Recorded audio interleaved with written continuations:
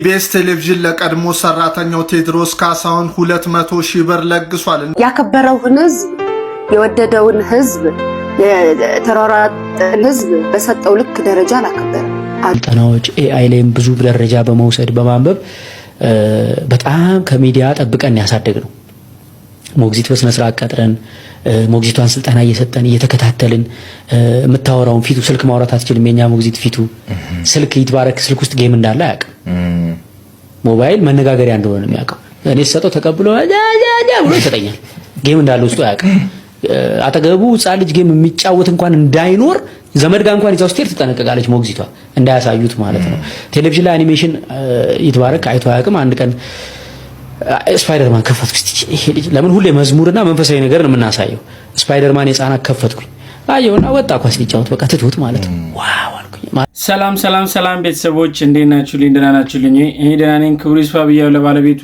ቤተሰቦች ዛሬም እንደተለመደው ለእናንተ ወቅታዊ አዳዲስ መረጃ ዘር እንዲሁም ደግሞ አዝናኝ ቪዲዮዎችን ይዤላችሁ መጥቻለሁ። ቤተሰቦች አብራችሁን ቆዩ ስልኝ ከዚህ በተተና ጠይቃችኋለሁ። በተጨማሪም ለቻናሉ አዲስ ሆናችሁ ሰብስክራይብ ማድረግ ቻናሉን እንዳይረሳ፣ እንዲሁም ቪዲዮን ላይክ በማድረግ ጀምሩ። ምክንያቱም እንደምትወዱት አልጠራጠርም። ቤተሰቦች እኔ እዚህ በቪዲዮዎች ላይ ሀሳብ አስተያየታለሁ፣ እናንተ ደግሞ ኮሜንት ሴክሽን ላይ ገብታችሁ ሀሳብ አስተያየታችሁን አጋሩኝ። ቤተሰቦች ወደ ቪዲዮቹ እንሄዳለን። አብራችሁን ቆዩ።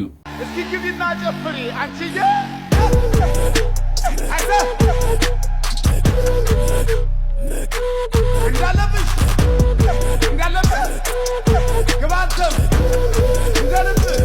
ቤተሰብ አሁን ላይ ቲክቶክ ስንጠቀም መቼ ስለ ጆሮ ለመስማት በጣም የሚከብዱ የሚሰቀጥጡ ነገሮችን እየሰማን ነው።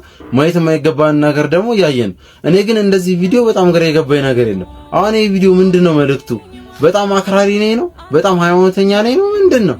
መቼስ ይሄን ነገር ያደረከው ሰው እንደሌለ አይደለም። እዚህ መሃላናት እርግብግቢት ላይ የነቀሳት ተነቀሰ የሰው ልጅ ላይ ይላሽ ነው። ምናልባት እርግቦች፣ ወፎች፣ አሞሮች፣ ቆራዎች ላይ ይውልሽ አሉ እንጂ አንተ ነኝ እብደት ለማየት እንደ ጆፊ አሞራ አናት ላይ የሚሽከረከር ሰው አይኖርም። ምናልባት እንደው ወይ ፓይለቶች ጀት አብራሪ ላይ ይልሻል። ከዛ ውጪ ምንም ትርጉሙ እኔ አልታየኝም። የሆነት ለመናገር ከዚህ ንቅሳት የምታተርፈው አንድ ነገር ቢኖር እሱ ምንድነው? ማንም ሰው ከዚህ በኋላ አንተን በኩርኩም አይመታም። ኢትዮጵያ ውስጥ በኩርኩም የማይመታው ብቸኛው ሰው አንተ ነህ። እርግጠኛው ነኝ። ሌላ ምንም ጥቅም አልታየኝም እኔ ከዚህ ነገር። እንደኔ አንዳንዴ ስናብድ ራሱ እንደው በስርዓቱ ቦጉ ብናብድ ባይነኝ። አመሰግናለሁ። እንግዲህ ቤተሰቦች ለብሩኬ እናመሰግናለን።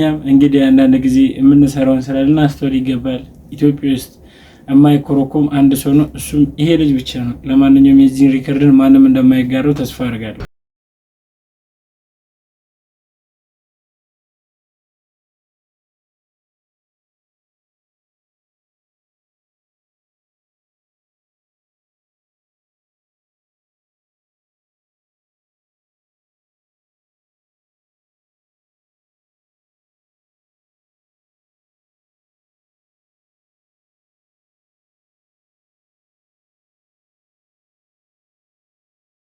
አሁን ነገር የለም ማለት አያ የኔ አባት ይሄ ሲያንስ ነው ልጄ። ገጣሚ እንዳትሆን ግጥም አያዋጣም። አራሚ ግጥም ጭራሽ አልሰማ አልኩበት። የምን ግጥም አመጣብኝ ደግሞ እና ለምንድን ነው ስካርብ የገዛው? እርግጠኛ ነኝ በጓዳችን በጾም መብላት ይቻላል። አንድ ብትመዘኑ በጾም መብላት ይቻላል። 30 ኪሎ ትሞላላችሁ። ኧረ ላይ አባቴ ላስደስት ብሎ አብራችሁ ብትመዘኑ 30 ኪሎ ትሞላላችሁ። ይሄ ከባድ ነው። ማዘር ዳቦ ግዙልኝ። ኧረ ማዘር ዳቦ አንተ እየሸነው ዳቦ ይልካል ይዘርበል። ኧረ ማዘር ዳቦ እኮ ምን ማለት ዳቦ ይልካል ይዘርበል። ኧረ ማዘር ዳቦ ኧረ አንተ እየሸነው አታፈ እኮ እሱ የጨርሱኝ ዳቦ ቀርቦኝ ነው። አንተ ዘርበል። ኧረ ማዘር ምንድን ነው? ኧረ ዳቦ አንተ ዳቦ አበለኝ ስልክ የለም አለኝ ሽጠው። ኧረ ማዘር አይቀልዱብኝ። ኧረ ዳቦ ባይዘዊ ማለት ውሸት እንደምስልሽ ግን እዚህ ጀምሮ እንደዚህ እስከ ታች ድረስ ያለው ሙሉ መሬቱ አላ ሙሉ ቤቶች ያሉበት መሬት ያባቴ መሬት ነው። ጀምር አታምኚኝም ማለት ሙሉ ከዚህ እስከ ታች እንደዚህ ሙሉ በስቴጂ ያባቴ መሬት ነው። አንተ ምርህና አለ ምንድነው? ቀልድ መስሎሽ ነው እንዴ?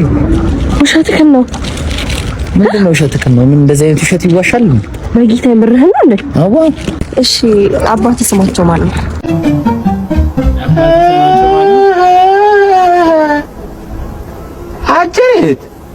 ለምን አባቴ ልጣብሽ? ኧረ ዝም ብለህ ንገረኝ። አባቴማ ቸሩ መድኃኒዓለም እሱ የሁሉ መሬት ለግሶን እኛ የራሳችን ነው ብለን ስም እያወጣን ያዝነው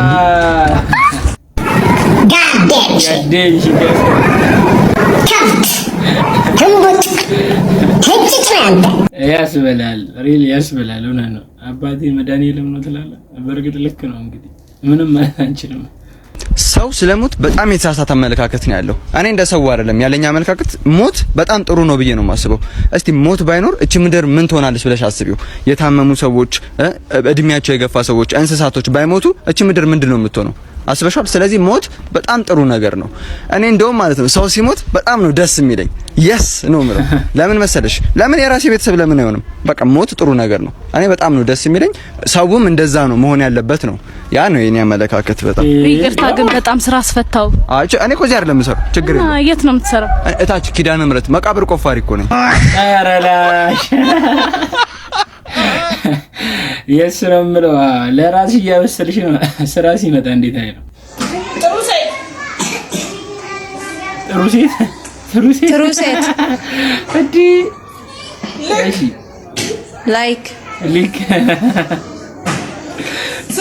ስካይ እሺ ቶል እሺ አርም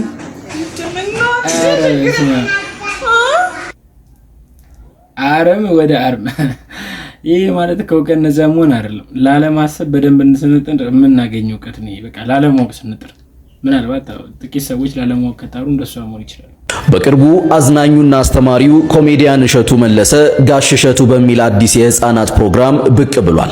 ይህ ፕሮግራም በብዙ ታዳሚዎች ዘንድ ተቀባይነትን እያገኘ በመዝናናት ልጆች ቁም ነገርን እንዲማሩበት መንገድ እየከፈተ ነው። ይሁን እንጂ ኮሜዲያን እሸቱ ከዚህ ቀደም በሰጠው ቃለ ምልልስ ልጁ ይትባረክ እሸቱ በልጅነቱ ከቴክኖሎጂ ውጤቶች እጅግ የራቀ እንዲሆን እንደሚፈልግ ገልጾ ነበር። እንዲያውም ልጁ አጠገብ ስልክ የያዘ ልጅ ቢታይ ልጁን ከዚያ እንዲርቅ አጥብቆ እንደሚሰራ ተናግሯል።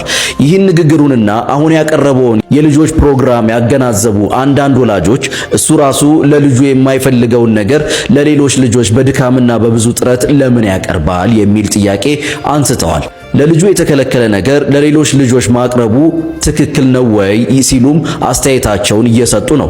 በዚህ ጉዳይ ላይ የተለያዩ አስተያየቶች ሊኖሩ ይችላሉ። በእኔ እምነት እሸቱ ለልጁ የተለየ አመለካከትና እቅድ ሊኖረው ይችላል።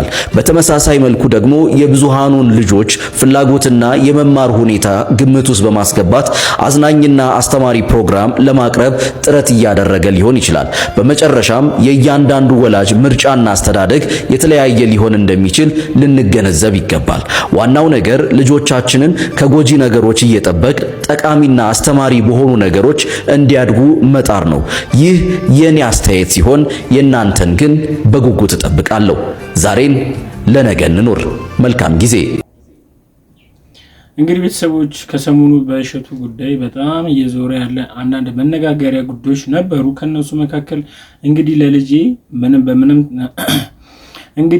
በምንም ተአምር የቴክኖሎጂ ነክ ነገር የሆኑ እንደዚሁም በስልክ ወይም ደግሞ በቴሌቪዥን የሚተላለፉ የተለያዩ ፕሮግራሞችን ከተመረጡት ውጪ ለልጄ አልሰጥም ወይም ደግሞ አላሳይም ብሎ ራሱ በራሱ አንደበት ተናግሮ ነበር። ነገር ግን እሱ አሁን ደግሞ በተቃራኒው ለልጆች ፕሮግራም አዘጋጅቶ እንግዲህ ለህብረተሰቡ ተደራሽ እንዲሆን በዩቲዩብ ቻናሉ ለቆ ነበር። በዚህ ጉዳይ ላይ ብዙ ቤተሰቦች ይህ ነገር ተገቢ አይደለም፣ የሱ ልጅ እንዳያዩ የማይፈልገውን ነገር የኛ ልጆች እንዲያዩ እንዴት ይፈልጋል ብለው ብዙዎች እየተቹት ይገኛሉ። እኔ በዚህ ጉዳይ ላይ ግን በዚህም አለ በዚህም ብዙሃኖች የሚፈልጉትን ነገርን እንግዲህ ለሱ ኢንካም ከሆነ ገቢ የሚያስገኝለት ከሆነ ሰርቶ አቀረበ። ማየት የሚፈልግ ያህል ማየት የማይፈልግ ደግሞ አያይም ብዬ ነው የማስበው። እናንተስ በዚህ ጉዳይ ላይ እሸቱ ልክ ነው ወይንስ ተገቢ አይደለም? ለገንዘብ ብሎ ነው ይሄን እያደረገ ያለው ብላችሁ ታስባላችሁ?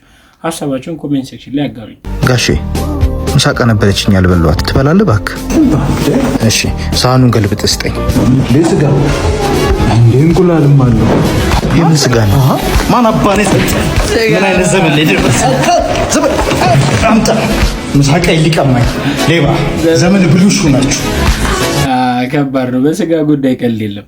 ምንድነው በእናትሽ እድሜ ልክሽን ስልበጥት ያለሽ እንዴ? እንዴ ታዲያ ምን ላድርግ? አዎ ለኔ እንኳን አታስቢም እንዴ? መጨረሻ ባና ሞላ ስትለው ሴት ልጅ ደስ የሚለው እንዴ እኮ ጂም ጀምሪያ ወይ ጂም ጀምሪ። ምንድነው ጂም? ጂም ነው የምትፈልገው? ጀምሪ በቃ ወይ ስለጀምራለሁ አይ ምንድን ነው ይሄ? አንተ አይደለ እንዴ ጂም ቀጥቅጭ ያልከኝ? እና ጂም ቀጥቅጭ ብል የቂጥ አልኩ እንጂ ጫንቃ ለጠልጠሽ ትመጫለሽ እንዴ? ኧረ ጉብዬ ምን ሼ ነው ዛሬ እንደውም የክንፍ እንሰራለን አሰራሻለሁ። ኧረ ላይ ራስህ ነካክተህ ራስህ ማንም አያድንም። እኔ ልክ ነሽ ልጅቷ እንዴ ፖሊስ ሚስቴ ጠፋች አሁን ይጠፋ የራሱ ማን ፍቅረኛ ጠፋች። እስቲ ቆይ ልዩ ምልክት የኔ ፀጉሯ ረጅም ነው ማለት ነው። 8 ቁጥር ሼፕ በቃ እንደዚህ ኮርን ፍሌክስ በሏት ወይ እሺ አንተስ? ኧረ እኔ ሚስት ተዋት ያሱ ሚስት እንፈልግ ስሟ ማን ነው? ቤት ያስብላል 8 ቁጥር ወገቧ ቀጭን እንዴ እሷ ያልተፈልገች ታዲያ ማን ሊፈልግ ነው? እኔን ከቀጠሩኝ ዝም ባይገባም እርሶ ግቢ በንጉሱ ጊዜ ከነበሩት የቤተ መንግስት ዘበኞች መካከል አንዴ እኔ ነበርኩ። የንጉሱን አንበሳ በቦክስ ጥርሱን አውልቄው ነው የተባረርኩት። 6 ወር ሁላ ታስሬያለሁ። ጋሽ የሚገርም ታሪክ ነው። ስለዚህ ቤቴን ተጠብቅልኛለህ ከሰውም ከእንስሳ ሲሉ ከዚህ በፊት የነበርኩበት ቤት ጋሽ የሆነ ቀን ሌሊት ላይ ሚንኮሻኮሽ ድምፅ ሰማሁ ከጓሮ። ከዛ ምንድነው ብዬ እጄ ተደብቄ ሳየው ጅብ ነው። ወስጄ በዚያ ቀን አንዴ ማጅራት ግን ምን ስለው ደንግጦ ቀና ብሎ ምን ነው አቶ በዛብህ ምን ነው አለ በጅበኛ። ለካ ድሮ እዛ ክፍለ ሀገር ማቀው ጅብ ነው። እና ምን ልሎት ነው ከዱር አራዊቶች ጋር የተፈራረምነው ስምምነት አለ እንዳያስቡ በሱ በኩል ልሎት ነው ጋሽ።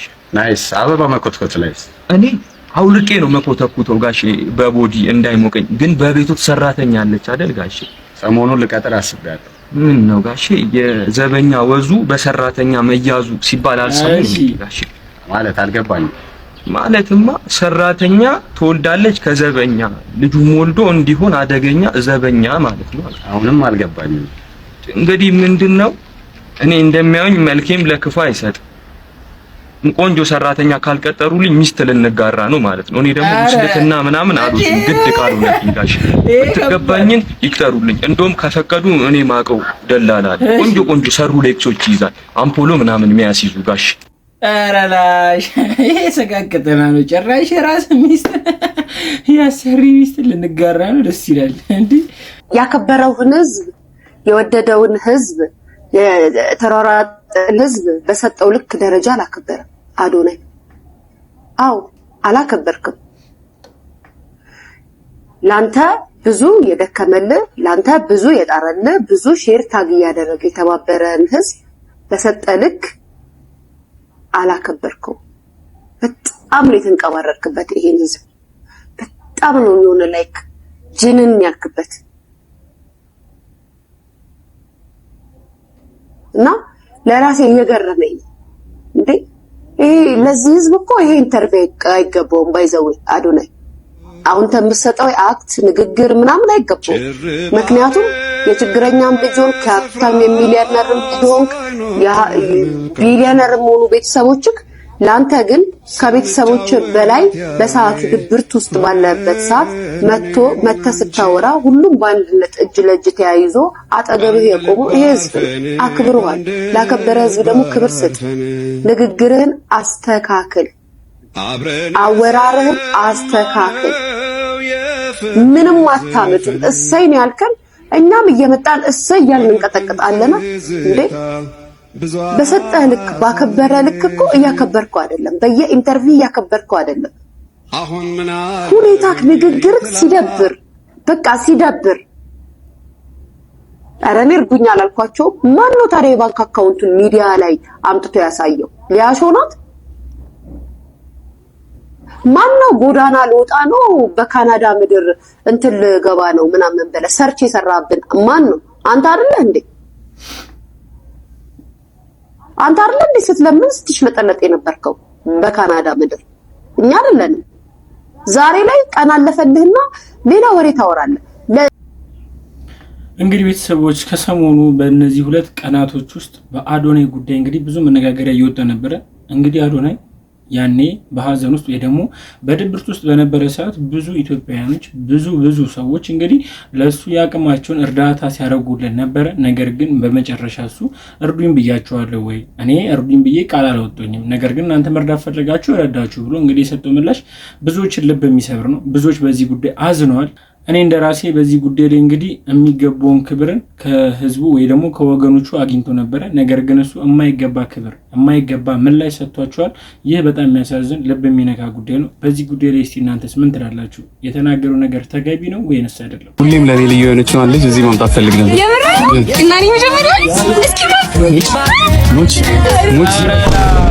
ፈጃቸው ሙሽ በሙሽ ደስ ይላል። የትግራይ ፓስተር ተመስገነ ይሁን። እኔ ያው ዛሬ የመጣሁት ወንድሞቼ እህቶቼ ለምንድን ወደ አይነት መንገድ ማትገቡ ምን አባታችን የምትቀልዱት እስከ መቼ ነው? ተኩሴ ወጄ ነቅሎ ሞወጣ ለምን አባታችን የምትሸራሙት ወደ አይነት መንገድ አትቀልዱ ጌታ አትቀበል እንዴ? ዋይ ማንም አትቀበል። ለምንድን ነው አትቀበል? ለአፈሙዝ ምን አባታችሁ ተቅላላላችሁ እንዴ? ለእናንተ ብሎ አይደል እንዴ ጌታ የተፋለጠ ተከሻከሽ አይዳለች እንደዚህ ይዘንዳለሽ ጊዜ ሲታከዙ ምንድን ያለ ጌታ ተው አላችሁ አይደል እንዴ? ለእናንተ ብዬ አይደል እንዴ መጣች? ምን አባታችሁ ተቅላላታ አይደል እንዴ? ለአፈሙዝ ዛሬ እውነት መንገድ ማየት ከፈለጋችሁ እውነት ምንድን ናት? በመጀመሪያ ስልጣን ናት። እኛ ስልጣን ወርደን አይተናል። ብሬላ መነሳት መውደቅ እንዴት እንዳለ እናውቃለን። ምን ማለት አይደለም ለኛ ለምንድን ነው ብለሙን ለመመስከ ማተነርት ነው ያላችሁ አይደው እንደዚህ የነ ፓስተር ይገጥመኝ እኔ እንደው ጌታ እንቀበላለሁ ከልቡ ነው የሰበከው። እስቲ የወለየውን ፓስተር ደግሞ እኔ እስቲ አሪፍ አቤት እንዴት ነህ? ሰላም ነኝ። እንዴት ነህ? አልሐምዱሊላህ። እንዴት ነህ? አልሐምዱሊላህ። ማን ነው? ጌታ ይባረክ። እንዴት ነህ? ቀየርከኝ ማለት ደግሞ خلاص ጌታን ተቀበልኩም አይደል እንዴ? አሁን እኮ አንተንም የፈለኩ ጌታ ላቀበልህ ብዬ ነው። ኧረ በል አንተ ቀልደኛ ነህ መሰለኝ። ኧረ ወላሂ አልቀለድኩም። በል